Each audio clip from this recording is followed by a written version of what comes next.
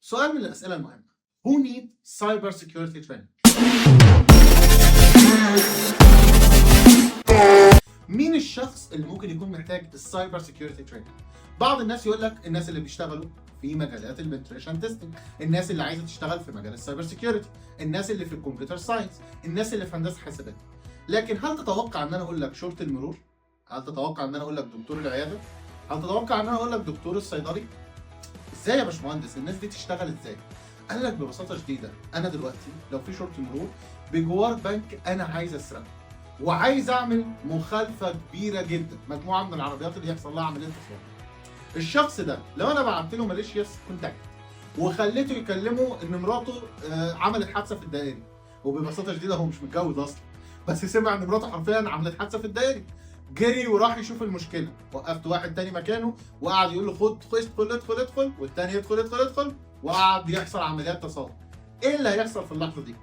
مجموعه من الفوضى اللي هتساعد الهاكرز الاصليين ان هم يعملوا عمليه التفكير الاساسيه اللي ناويين عليها في البنك. فبالتالي على الرغم من شرطه المرور ده اللي تحس ان هو مش محتاج فكره السايبر سيكيورتي، الا انه لازم يكون عنده على اساس البيزكس سايبر سيكيورتي. مش بس كده، نفس الموضوع الكونسبتاليتي على الراجل بتاع العياده. يعني لو افترضت مثلا انت دلوقتي دكتور عياده، الناس بيجوا يحجزوا عنك، بيدخلوا لك بياناتهم. تخيل ان في واحد عايز يعمل اعاده كشف وانت مدخل له الروشتات بتاعته، فجاه وبدون اي مقدمات بتدخل له، فبيظهر لك بيانات واحد تاني خالص، فبيتعالجوا بناء على الكشف والبيانات اللي ظهرت لك دي. ايه اللي هيحصل؟ النتيجه ان الراجل ده هيموت. فبالتالي حتى ده لازم يكون معاه دوره السايبر سيكيورتي اللي تساعده انه يامن الحساب بتاعه ويامن السيرفر اللي هو بيشتغل عليه، بالاضافه للسيستم اللي هو بيتعامل معاه.